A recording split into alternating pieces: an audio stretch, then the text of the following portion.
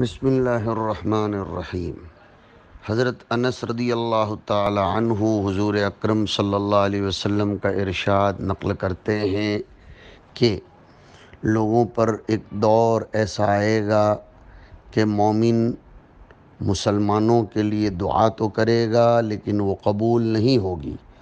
اللہ فرمائیں گے تو اپنی ذات کے لیے اور اپنی سیلف نیڈز کے لیے، اپنی پیش آمدہ ضروریات کے لیے دعا کر لے تو میں قبول کرتا ہوں، لیکن جنرل اور عام لوگوں کے حق میں قبول نہیں کروں گا، اس لیے کہ انہوں نے مجھے ناراض کر لیا ہے، اور ایک روایت میں ہے کہ میں ان سے ناراض ہوں۔ رواہ ابن المبارک فی کتاب الرقائق۔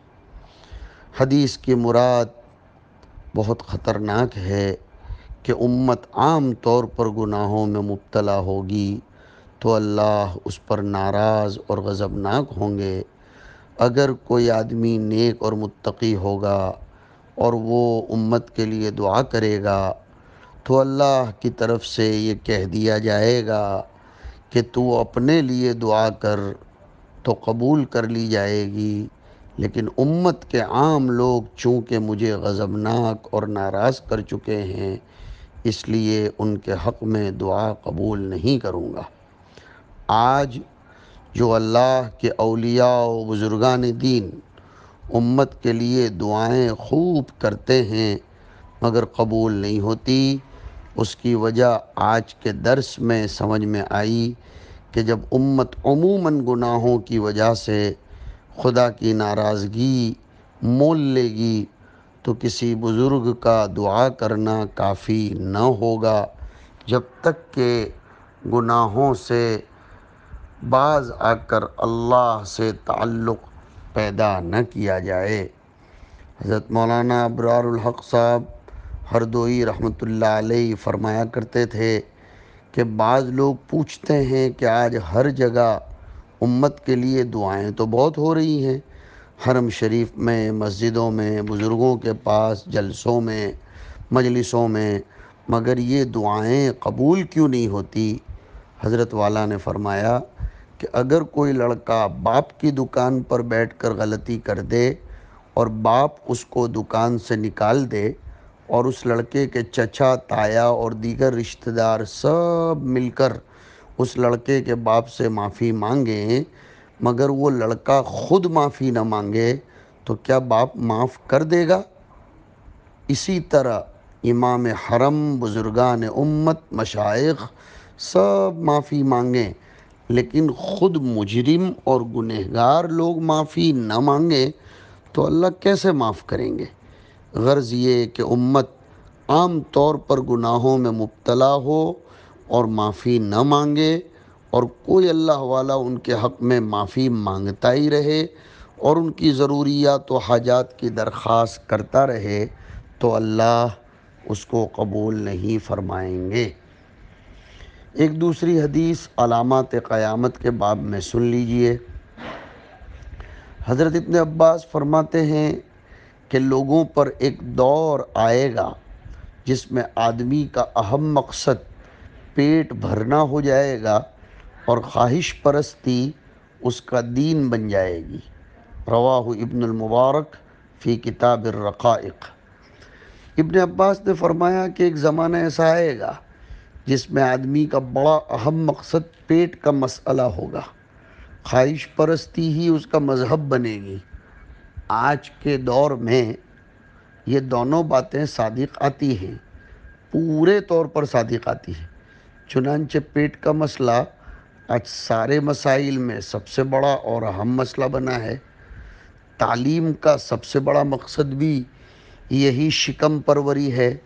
گریجویٹ، ڈاکٹر، انجینئر اور دیگر ماہرین علوم و فنون کے پیش نظر اگر کوئی چیز ہے تو وہ یہی پیٹ کا مسئلہ ہے، اور اسی لیے اس ذہنیت کے لوگ علماء و طلباء اور مدارس اسلامیہ کو دیکھ کر پریشان ہوتے ہیں کہ یہ کیسے لوگ ہیں جو اپنے پیٹ کے لیے کوئی راستہ نہیں نکالتے، اور اس قسم کے لوگ علماء کو مشورے بھی دینے بیٹھ جاتے ہیں کہ مدارس میں دینی تعلیم کا نظام تو رکھا جائے، لیکن ساتھ ساتھ میں صنعت و حرفت بھی سکھاؤ، کچھ ٹیکنالوجی کی بھی تعلیم دو وغیرہ وغیرہ۔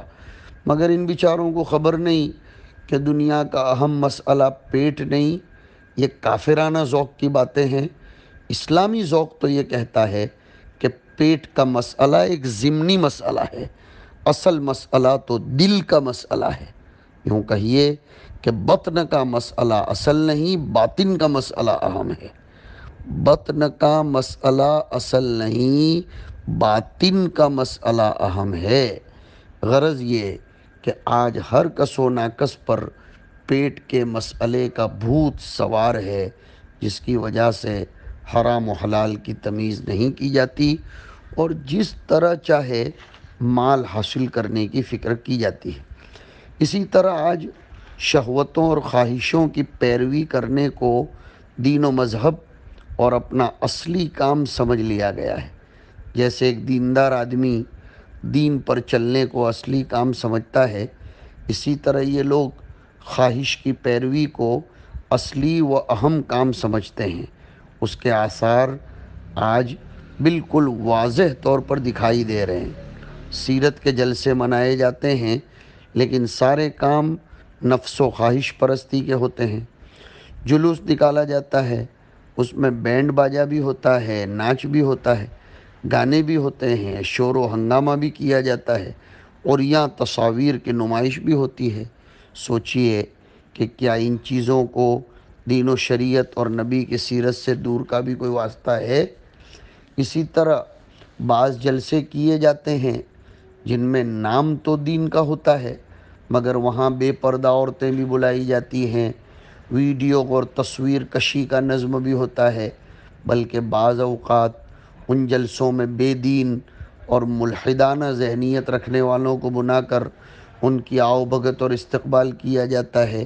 ایسے لوگوں سے تقاریر کروائی جاتی ہیں جن میں وہ اسلام و مدارس اور علماء کے خلاف اپنی بھڑاس اشارتاً یا صراحتاً نکال جاتے ہیں، مگر وہاں کوئی حق کہنے والا نہیں ہوتا، بلکہ محض علماء بھی مدعو ہونے کی وجہ سے ان کی تعریف کر کے چلے آتے ہیں۔ کیا یہ دین ہے یا خواہش پرستی؟ اللہ ہی رحم فرمائے۔ اس قسم کے جلسوں میں غیر مسلم رہنماؤں کو اور پھر ان کی مورتیوں کا ہار پہنانا یہ بھی نظر آتا ہے۔ آخر سیرت کے جلسوں سے اس کو کیا تعلق؟ اسی طریقے سے مختلف قسم کے جلسوں میں غیر شرعی امور انجام دیے جاتے ہیں، استہزاء بالشریعت کیا جاتا ہے۔ اللہ تعالی ہم سب کی حفاظت فرمائے۔ اس قسم کی بے شمار مثالیں معاشرے میں ملتی ہیں، جن سے معلوم ہوتا ہے کہ آج دین کے نام پر نفس پرستی کی عیاری کس طرح پھیلی ہوئی ہے۔ اعاذنا اللہ و ایاکم وصلی اللہ علی النبی الکریم۔